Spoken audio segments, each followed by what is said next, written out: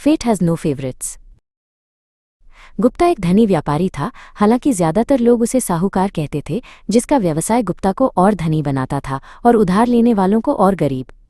एक दिन जब उसकी अंतरात्मा को थोड़ी बेचैनी महसूस हुई तो गुप्ता ने तीर्थयात्रा पर जाने का फैसला किया। जब गुप्ता के 3 व्यापारिक मित्रों ने ये सुना तो वे उसके साथ जाने के लिए उत्सुक हो गए।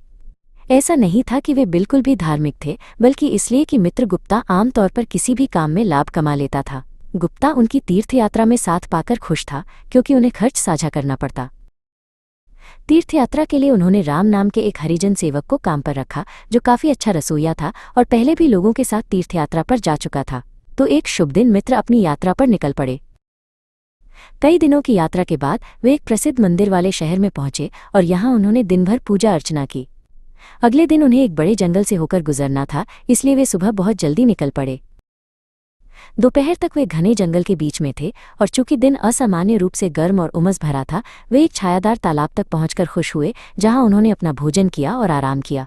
और देर दोपहर तक ही थके हुए यात्रियों ने आगे बढ़ने के लिए पर्याप्त ऊर्जा जुटाई। शाम तक वे अभी भी जंगल में थे, लेकिन अब आसमान में अशुभ काले बादल छा गए थे और बिजली की चमकीली चमक क्षितिज को रोशन कर रही थी। इससे पहले कि वे बहुत आगे बढ़ते, तूफान उन पर आ गया और लगातार गड़गड़ाहट के साथ मूसलाधार बारिश होने लगी। सौभाग्य से उन्हें एक खंडहर पुराना मंदिर मिला, जिसमें उन्होंने शरण ली। जैसे ही वे उदास खंडहरों में दुबक कर बैठे, तूफान और बिगड़ गया। हवा पेड़ों से होकर चीख रही थी और लगातार बिजली और गड़गड़ाहट ने उन सभी को डरा दिया।